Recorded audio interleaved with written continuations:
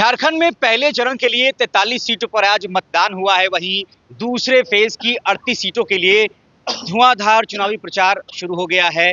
और सिल्ली में आज सुदेश महतो का शक्ति प्रदर्शन देखने को मिला है।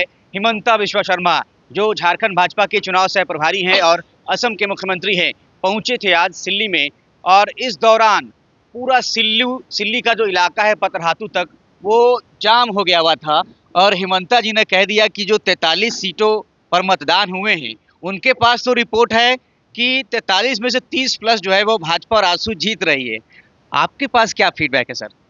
देखो, एक अच्छे परिणाम आए हैं। जो आज के दिन में जो बूथों से खबर आई है, जो मतदान हुआ है, जो प्रतिशत बढ़ा है, वो लोगों का फीडबैक यही है कि अपने बूथों की भीड़ अनुमान देता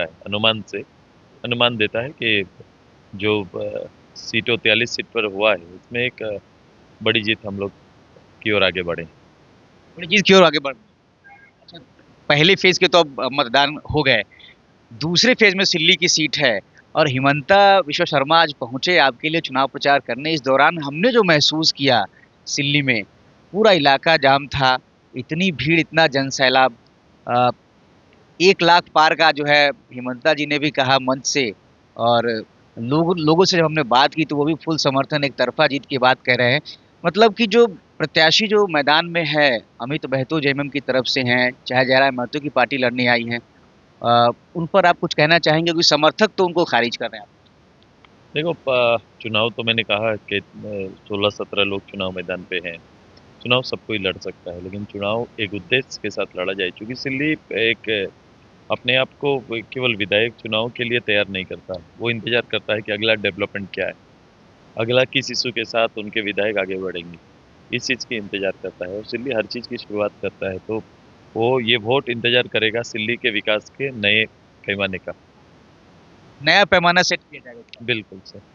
2019 में भाजपा आजसू गठबंधन के साथ नहीं लड़े थे, 2024 में क्या अंतर पा रहे हैं जब ये चुनाव आप लोग साथ मिलकर लड़ रहे हैं? उत्साह है कार्यकर्ताओं में, जनता में उत्साह है, क्योंकि जनता ये चाहती थी कि ये वोटों का बिखराव रुके और एक ईमानदार जिम्मेदार सरकार सामने आए। थके हुए इसलिए। नहीं नहीं, कोई बता, काम तो अभी चलेगा, कोई दिक्कत नहीं। मेरा सवाल ये था कि मैनिफेस्टो जो चाहे भाजपा का मैनिफेस्टो आया, आपका मैनिफेस्टो आया, हमने सुना कि 2 मैनिफेस्टो आप लाए हैं, एक स्थानीय नीतियों को लेकर भी।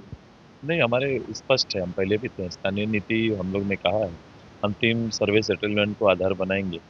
दूसरा, हमने कहा है कि उसको नियोजन के साथ टैग करेंगे। जब तक ये नियोजन के साथ टैग नहीं होगा, तब तक हमारे लोगों को उस आधार पर रोजगार नहीं मिल सकता। सिल्ली के विकास के लिए आपने बहुत कुछ किया है। जब भी सिल्ली का नाम आता है तो सबसे पहले सुदेश महतो का ही नाम आता है। इस बार सिल्ली को बदलने के लिए क्या कुछ रोड मैप तैयार किया? देखो, बदलना नहीं है इसको। शहर शहर और गांव में जो फर्क है ना, उसको कम करना है। गांव के अंदर गांव की जो विरासत है, उसको सुरक्षित रखते हुए गांव में जो नई सुविधाएं हैं वो गांव तक पहुंचे। क्योंकि लंबे समय लग जाते हैं गांव तक इंफ्रास्ट्रक्चर आने में। शहर एक सुविधा लेके आगे बढ़ते रहता है। मैं इस गैप को हम यहाँ पर कम किए हैं। वो सारी सुविधाएं जो शहर में विद्यमान है, वो आज मेरे गांव में संचालित हो रही है। हिमंता जी पहुंचे आज आपके लिए प्रचार करने, बहुत सारी मंच से। हेमंत जी मंच पे अतिथि थे आज हमारा। चूंकि आज हम लोग चूल्हा प्रमुख का कार्यक्रम था, हमारे जो नौजवान जो हम लोग ने बनाया है, उनका युवा क्लब का कार्यक्रम था, दोनों संयुक्त रूप से हमारा कार्यक्रम था। इस कार्यक्रम में भारतीय जनता पार्टी हमारे सहयोगी दल से हेमंता जी आए थे। हिमंता जी के लिए कुछ कहना है? इस तरीके से उन्होंने मोर्चा संभाला है, चुनाव की कमान संभाली एक तरीके से। जिम्मेदारी वो समझते हैं, एक प्रभारी के रूप में इस प्रदेश में है और जिम्मेदारी समझते हैं और मेहनत कर रहे हैं। मेहनत कर रहे हैं। उन्होंने तो कहा है कि सरकार बनने जा रही है, आप क्या कहना है? मैं तो पहले दिन ही कहा था, जिस दिन हम लोग मिल गए हैं उसी दिन उम्मीद का सूरज उठ चुका था। इतनी मिल गई, उसी दिन उम्मीद का सूरज खिल गया। तो जो भरोसा हो गया लोगों को कि सरकार आएगी। क्योंकि वोटों का बिखराव रुकेगा तो निश्चित रूप से यहाँ एनडीए का आधार है और उस आधार पर गवर्नमेंट बनना चाहिए। अपने सब देखा कि जेल जब गए हेमंत सोरेन 5 महीने के बाद वापस लौटे, उन 5 महीनों के दरमियान भी यहाँ बहुत कुछ हुआ। चंपई सोरेन मुख्यमंत्री बने और जब वो जेल से लौट कर आए, एक बार फिर से उन्होंने गद्दी संभाली। और चंपई सोरेन अब भाजपा के लिए कहीं ना कहीं जो है एक तुरुप का पत्ता इस चुनाव में माने जा रहे हैं। और इस बीच में बहुत सारी चीज़ें जो हुई हैं, तो अ, चंपई सोरेन को लेकर सर कुछ कहना चाहेंगे? कुछ नहीं, मैंने पहले भी कहा था इनके बारे में जो बयान दिए थे, लोगों ने कहा था विभीषण है, तो मैंने पूछा था रावण कौन है। जब ये इधर जाने की बात चल रही थी ना, ये चले गए, तो एक कांग्रेस के नेता ने ये कहा था, तो मैंने उनसे पूछा था कि रावण का भी उल्लेख कर दो कि अगर विभीषण है तो रावण कौन है। आज इनके आने से इन्होंने, आपने देखा होगा कि मुख्यमंत्री ये के रूप में 5 महीना हम लोग ने कहा था कि उस दागदार जो कार्यकाल रहा है हेमंत जी का, उससे तो बेहतर 5 महीना का इनका कार्यकाल रहा, जहाँ कम से कम झारखंड की लूट, झारखंड के लिए जो लूट का जो रेस था, उसमें थोड़ा नियंत्रित करने में ये सफल हुए थे।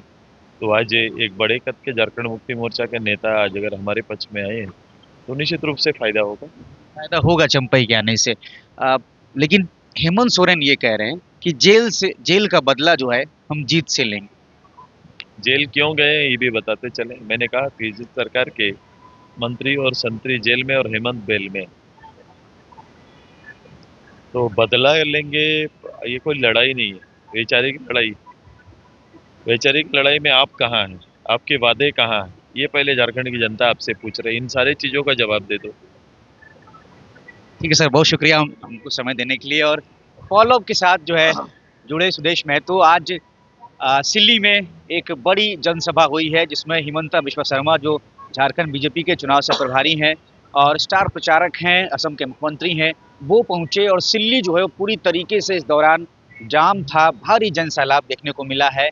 और इसमें सुदेश महतो के लिए 1 लाख पार का नारा भी दिया गया है। बड़ी संख्या में लोग जो है इस रैली में शामिल हुए हैं। हमने सुदेश जी से बातचीत की है। आपको ये बातचीत कैसी लगी, आपकी राय कमेंट में जरूर बताएं। बने रहे फॉलोअप के साथ, हमारी चुनावी यात्रा लगातार जारी। thefollowup.in. Like, share, and subscribe. www.thefollowup.in